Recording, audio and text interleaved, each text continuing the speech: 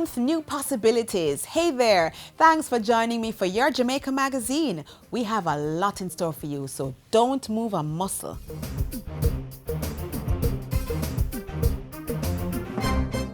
From ska to rocksteady, reggae and dancehall, Jamaica's music continues to impact the world. And this year, the 8th staging of the JIS Heritage Competition celebrates our vibrant and dynamic musical heritage.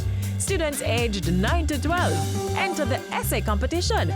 Write 500 words on the topic, "How has Jamaican music contributed to the country's growth and development?" Secondary level students enter the poster competition with digital or illustrated pieces. And tertiary level participants, the photo competition is for you. The topic for the poster and photo competition is Jamaica's Music, the Stage for Growth and Development. For additional information on the competition rules and submission requirements, visit the JIS website at jis.gov.jm.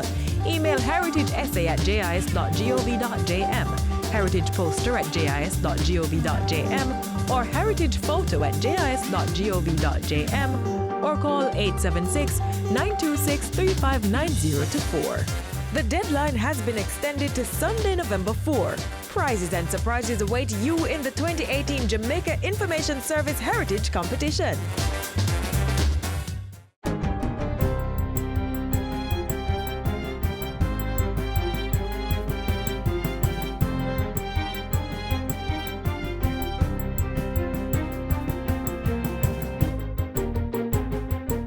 Good day, I'm Stephen McHugh, and this is your JIS News for Friday, November 2. The unemployment rate in Jamaica reached an all-time low of 8.4% in July this year. The Statistical Institute of Jamaica, Statin, is reporting that this was due mainly to an increase in the number of persons employed and a simultaneous reduction in the number of persons in the labor force. Data shows that the labor force in July was over 1.3 million persons, 1.2 million of them being employed. The number of males employed increased by 5,900 to 681,800, while female employment jumped by 6,900 to 544,600. The House of Representatives has approved a resolution calling on the United States government to lift its economic and trade blockade on the Republic of Cuba. Attorney General Marlene Malahoo Fort tabled the resolution on Tuesday. She argued that the over 6 decades-old blockade was the most unfair, severe, and extended system of unilateral sanctions ever applied against any country.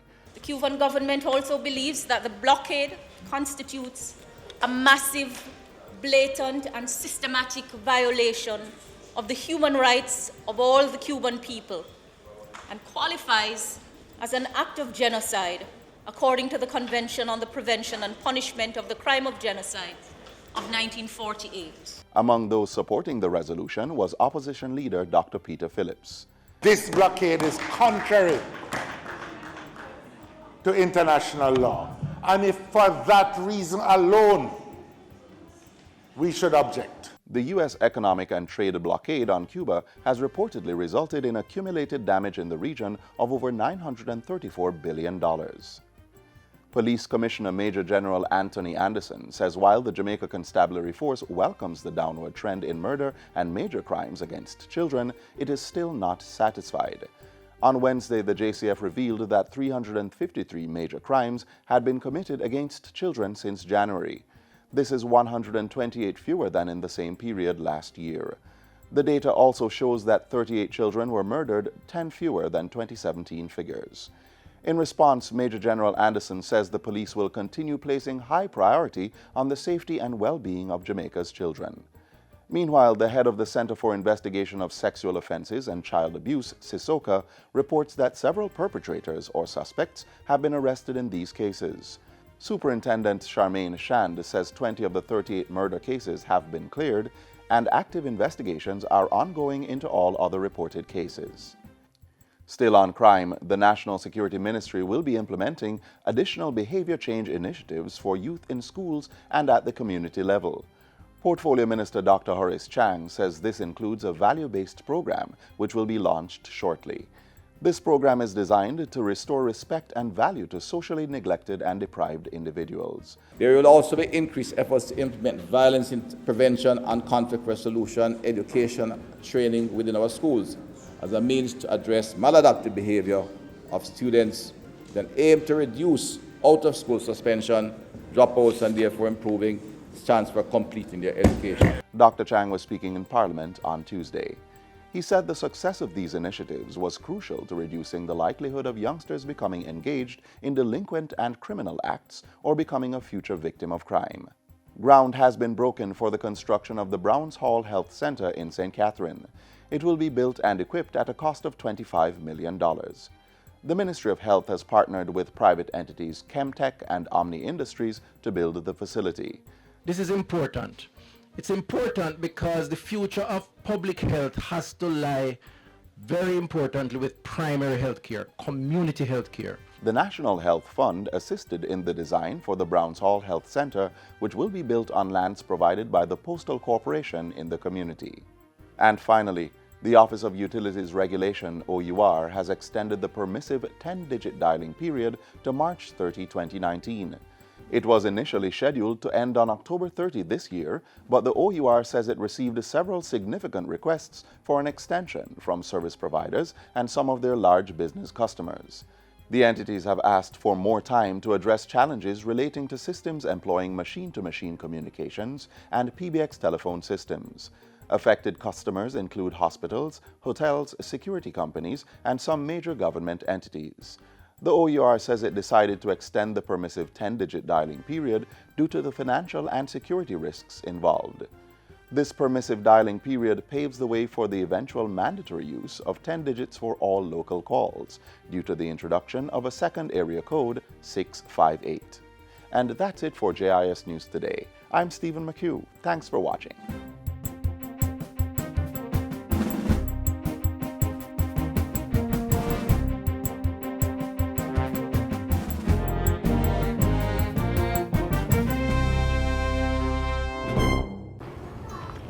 What about me, Jay?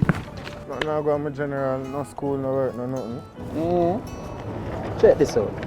Maybe it can help you. There's some me I go. Are you between 18 and 24? Have you dropped out of school to look for work? Improve your chances by joining the National Service Corps. We will get you trained and certified and give you the start you need. This program has been designed to equip you with the core skills and support to succeed in the world of work. Grab your opportunity now. Apply for the National Service Corps program. Get trained, get certified, get ready for work. For more information, contact a Heart Trust NTA or National Youth Service Office. Did you know that the Ministry of Education, Youth and Information has taken steps to train its first set of PEP ambassadors? Yup, the lucky winners of this year's Jamaica Library Service Reading Competition are the first cohort. Here's more.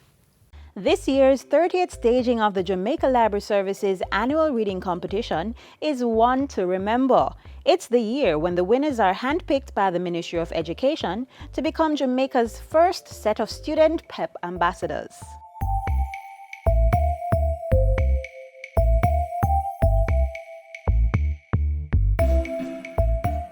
Marsha Malcolm, Kadian Anderson, Eliaja Harris, Shakwana Ojedukan, and Daniel Lyle.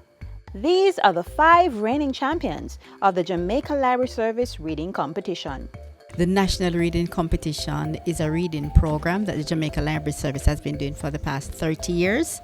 We have this competition administered island-wide in all our libraries, and it is open to any member of the library from age 6 years and over. And a lot of this reading involves book review, where students have to read a number of books. They have to do critical analysis, they have to do summaries, they have to change the ending, and so on. It's developing their skills of analysis, problem-solving skills, etc. I had to commend them because it very much aligned to the National Standards curriculum, what we're trying to achieve through the primary exit profile. And this was one of the main reasons why the ministry has chosen these champions to assist in sharing useful information about PEP in our schools. In fact, The minister was so pleased with the competition that he is now thinking of incorporating more book reviews in the school curriculum. There was a consideration some time ago to have had a book review as part of PEP. That was shifted, and so we are now seriously looking at adding that in grades 1 to 3, that students need to do mandatory book reviews as part of their preparation to do the formal PEP assessments.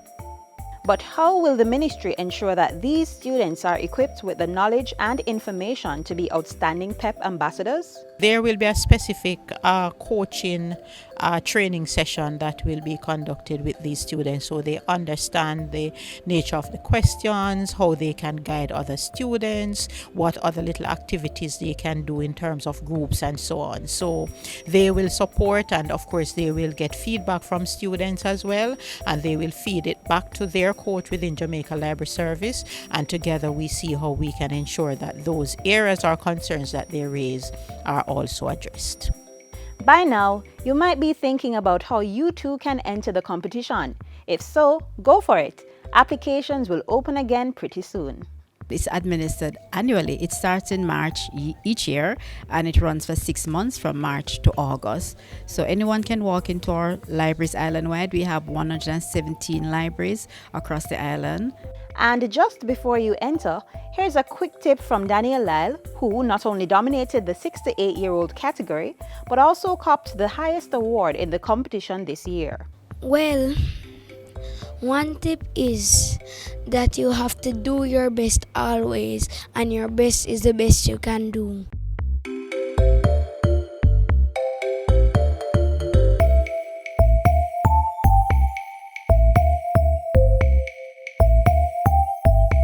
Mommy? Yes, Zoe? Can we read this book? It will only take 10 minutes. Sure, sit down. Every spring, Madame Angel Wing arranges a... Do you have 10 minutes? Read with your child today. Reading with your children for just 10 minutes each day helps develop their language and listening skills, stimulates their imagination, and expands their understanding of the world. So, start reading with your child today. As you may know, Youth Month started yesterday, and as customary, we will be sharing useful information and encouragement to our nation's youth. To start things off, listen now to the life-changing story of this young man.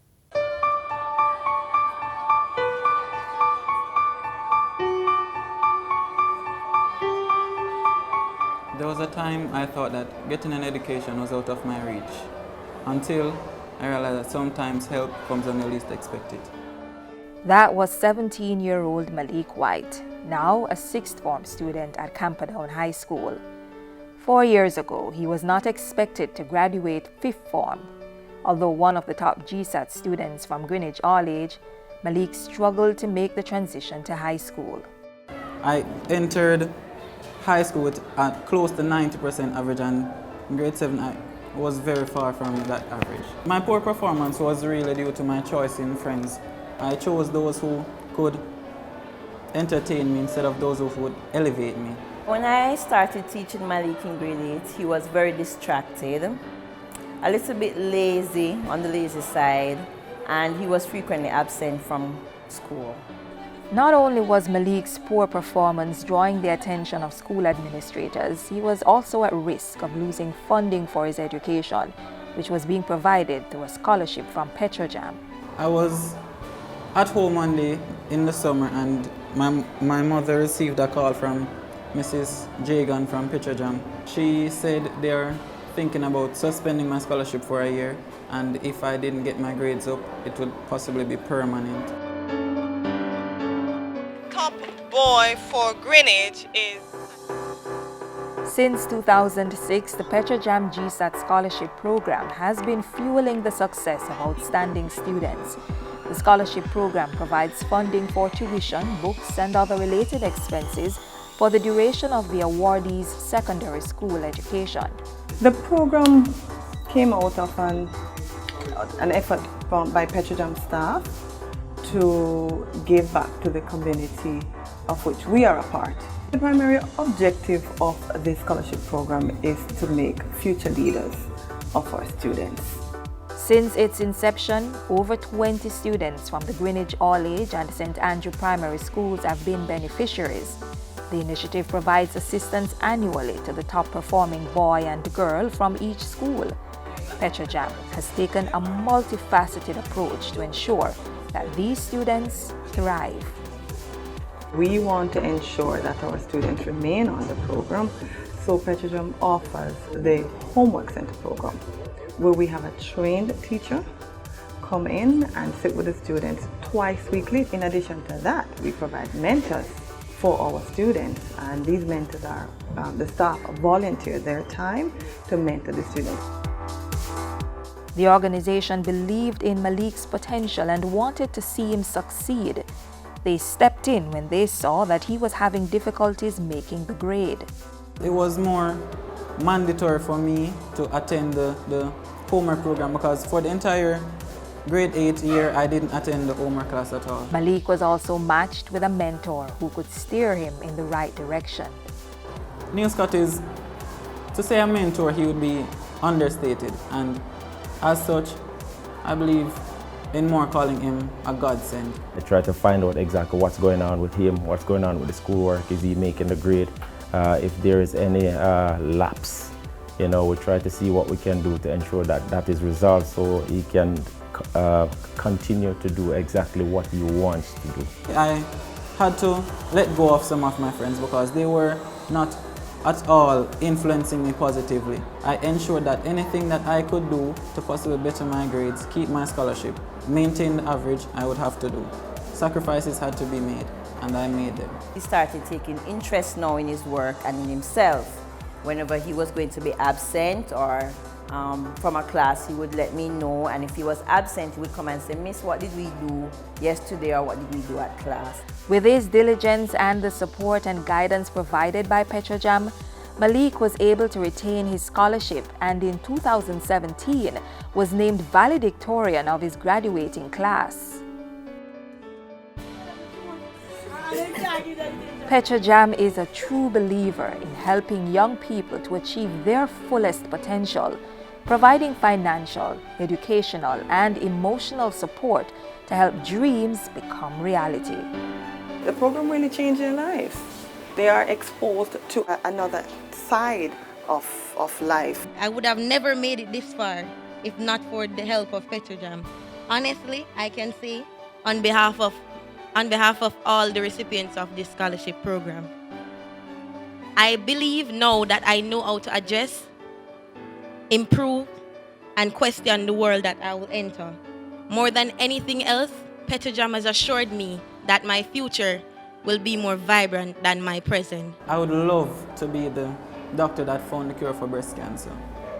And if it weren't for Petrojam, then I probably would not have realized this passion that I had for this specific occupation.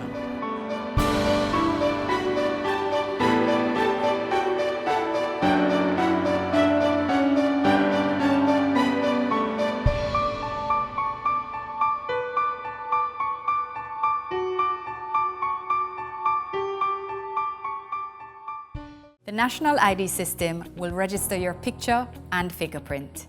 It will not need an iris scan unless you don't have a fingerprint, and will only take a footprint if you can't give an iris scan or a fingerprint. This will help people with disabilities to get a national ID. NIDS is about inclusion, not exclusion, protecting the rights of all Jamaicans. Get the facts at nidsfacts.com. I was yearning for success so much that it brought me to the wrong route.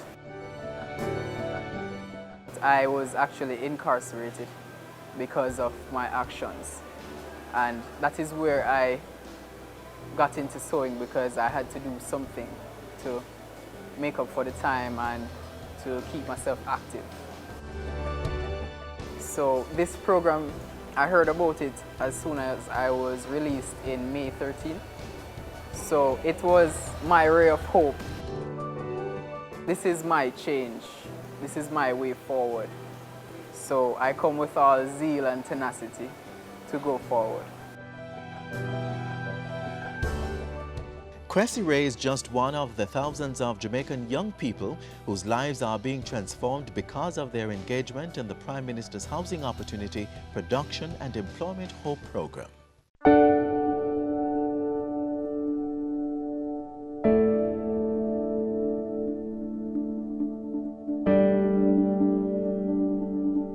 The HOPE program is about engaging with the youth of Jamaica in a meaningful way. To give them, so it is mainly a training and apprenticeship program, if I can summarize that in a nutshell. It involves engaging young persons through, firstly, values and attitudes, or what I call core skills training. Then it gets into a skills training, a very basic skills training, and then get them to serve as an apprentice for up to 1 year, honing the skills that they would have learned. And that is exactly the course taken by the Hope Garment Construction Corps at the Heart Trust NTA Garments Academy. The first phase was 2 weeks of what is called core skills training. Basically life skills training, different areas where they were taught life coping skills, punctuality, how to dress for work, how to manage their emotions, things like that. I deserve the best things that life has to offer. They were taken into the machine operating training, where the 100 were placed in 4 groups of 25 with 4 instructors learning to sew. The final phase will be going into production, where they will actually start making the shirts for the other persons. And you will see from the display we have over here that they're actually making shirts now.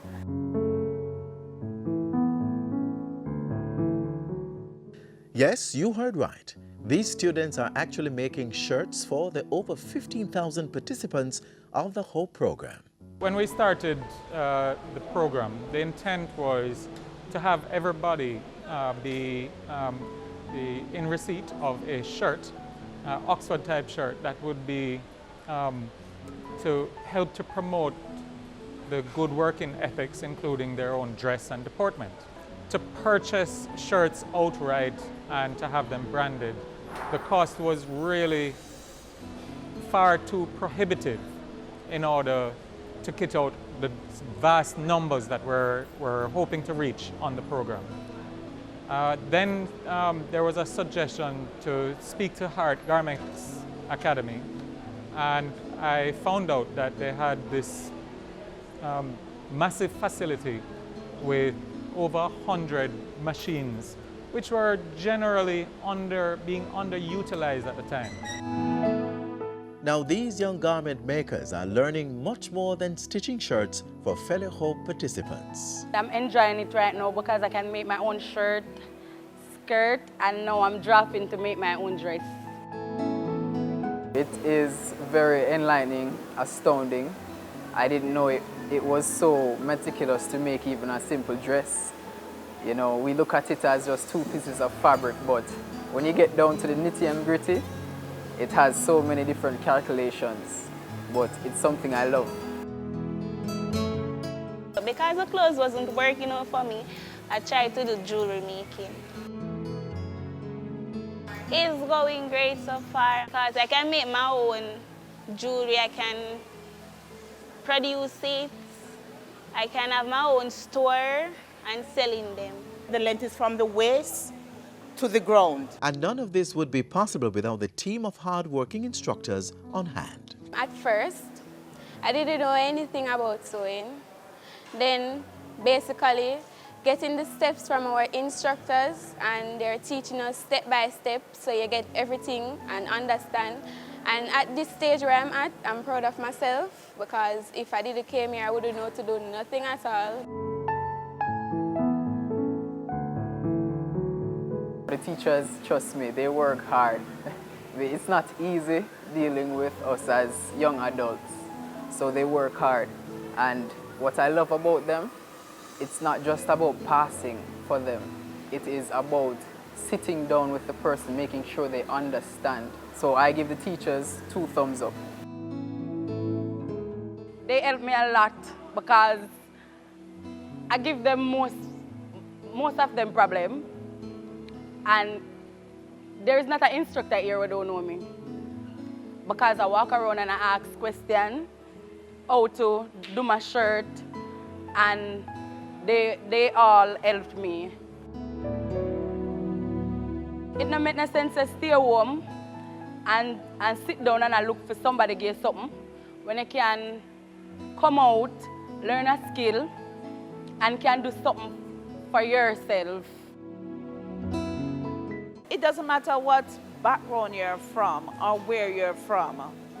Just come with an open mind and willing to learn. And once you're willing, you'll go a long way because there's hope for you. For more information on the Garment Construction Corps or the HOPE program, call or visit a National Youth Service or Heart Trust NTA office. Toll free 1-888-432-7868 or email info@heart-nta.org.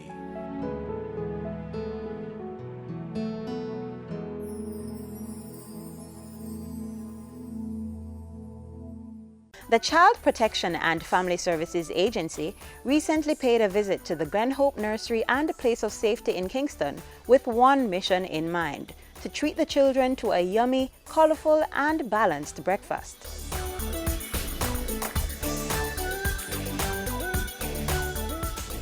What we would have done today is one, come in, participate, show how we can use still low-cost, low-budget solutions, but present it in such a way that the children are very excited about it. And you would have seen their faces, you would have seen how they've enjoyed it.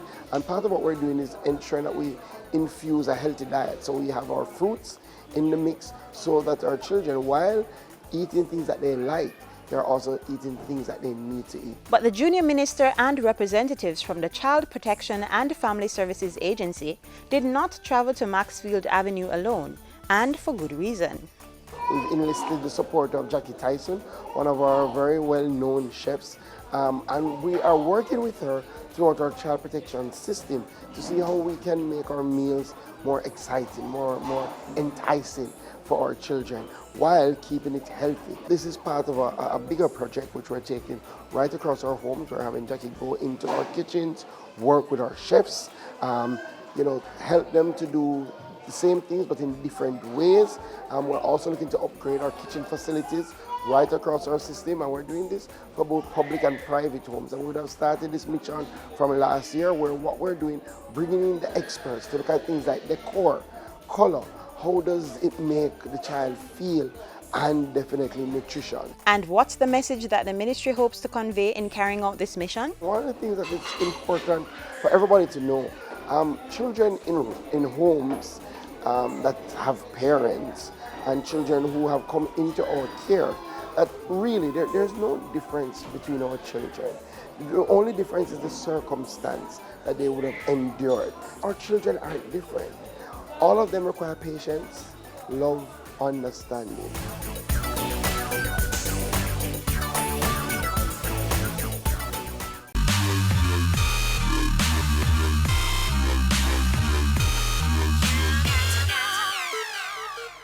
I'm Audrey Williams. Thanks for watching. This has been a production of the Jamaica Information Service, the voice of Jamaica.